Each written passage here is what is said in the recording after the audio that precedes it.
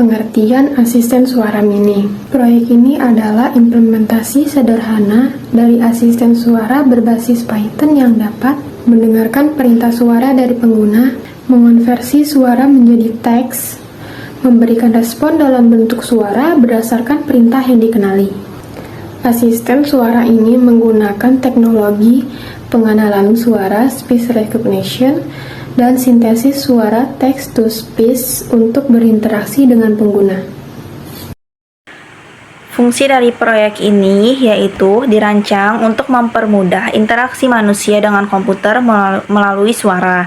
Ada beberapa fungsi utama, yaitu yang pertama adalah pengenalan suara atau speech recognition, yaitu mengubah suara menjadi teks untuk dianalisis. Fungsi yang kedua ada sintesis suara, text to speech, yaitu untuk mengubah teks menjadi respon suara yang dapat didengar oleh pengguna.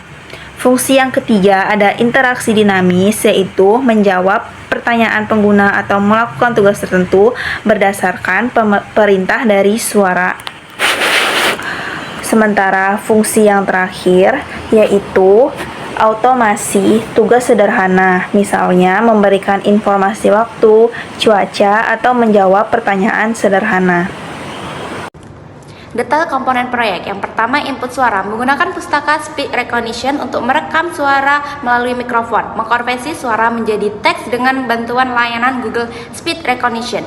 Yang kedua, proses analisis. Program mengenali kata kunci dari teks yang dihasilkan. Kata kunci ini menentukan jenis respon yang diberikan, misalnya cuaca, waktu, atau tanggal. Yang ketiga, output suara. Menggunakan pustaka PyTTSX3 untuk mengubah teks respon menjadi suara. Respon diberikan kepada pengguna dalam bentuk suara dan teks di konsol. Yang keempat, fitur utama. Tanya waktu memberikan informasi waktu saat ini, tanya tanggal memberikan tanggal hari ini, cuaca memberikan informasi cuaca dengan integrasi API OpenWeather. Pertanyaan sederhana, menjawab pertanyaan seperti siapa nama kamu atau apa kabar. Yang kelima, integrasi dengan API cuaca. Mengambil data cuaca secara real time menggunakan API OpenWeather memerlukan kunci API untuk mendapatkan informasi suhu, kondisi cuaca, dan lain-lain. Yang keenam, pengembangan respon. Respon dapat diperluas dengan menambahkan lebih banyak kata kunci atau integrasi API lain seperti berita, musik, atau jadwal kalender. Baik, di sini saya akan menjelaskan keunggulan fitur AI Virtual Assistant tersebut.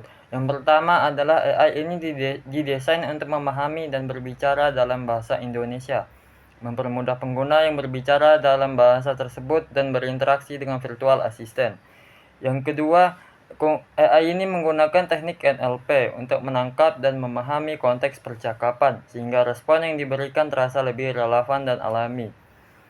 Untuk keunggulan yang ketiga yaitu dapat diintegrasikan dengan berbagai aplikasi atau platform, memudahkan pengguna untuk menghubungkannya dengan perangkat atau sistem lain. Keunggulan yang keempat yaitu dengan antarmuka yang mudah dipahami, pengguna dapat langsung berinteraksi tanpa kesulitan teknis. Proyek asisten virtual ini memiliki potensi besar untuk dikembangkan menjadi berbagai aplikasi yang sangat bermanfaat dalam kehidupan sehari-hari. Dengan kemampuan untuk mengontrol perangkat rumah pintar, membantu dalam proses belajar dan meningkatkan produktivitas, asisten virtual ini dapat menjadi alat yang sangat berguna. Pengembangan lebih lanjut dari proyek ini dapat memperkaya pengalaman pengguna dan memberikan manfaat yang lebih besar dalam berbagai aspek kehidupan, baik untuk individu, keluarga, maupun pelajar. Teknologi ini dapat mempermudah banyak tugas sehari-hari dan membantu mengoptimalkan waktu serta efisiensi dalam berbagai kegiatan.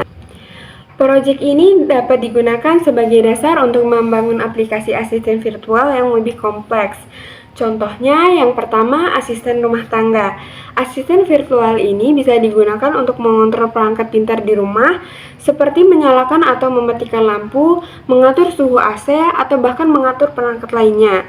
Yang kedua, pemandu belajar. Asisten ini bisa menjawab pertanyaan-pertanyaan tentang pelajaran atau materi yang sedang dipelajari. Dan yang ketiga, aplikasi produktivitas.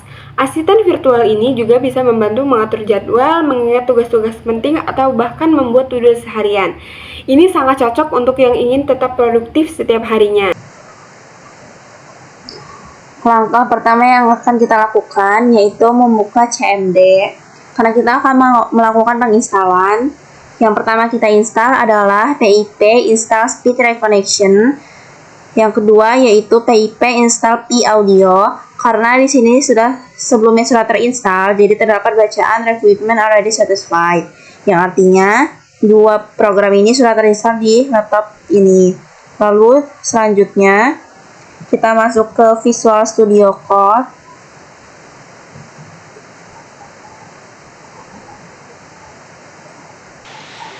Di sini sudah terdapat codingan untuk menjalankan program. Berikut adalah codingannya. Langsung saja kita running.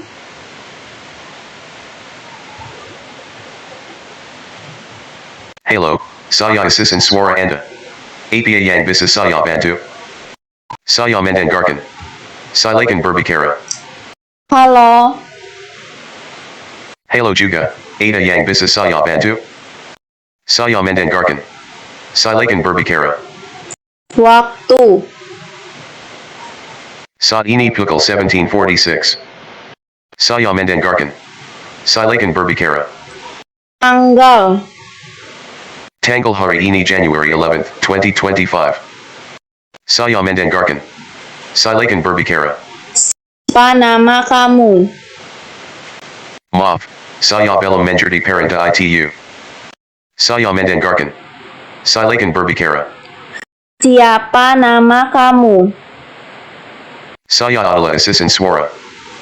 Saya mendengarkan. Silakan berbicara. Apa kabar? Maaf, saya belum menjadi parenta ITU. Saya mendengarkan. Silakan berbicara. Apa kabar? Saya baik-baik saja, terima kasih. Bagaimana dengan Anda? Saya mendengarkan. Silakan berbicara. Selesai. Maaf, saya belum menjadi parenta ITU. Saya mendengarkan. Silakan berbicara. Selesai.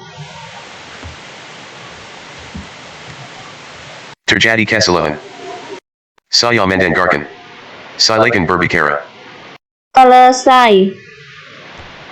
Baik, sampai jumpa. Jadi seperti itu, kita harus dengan jelas menyebutkan apa yang akan kita ucapkan agar program ini bisa menjawab dengan benar. Sekian project dari kami, terima kasih.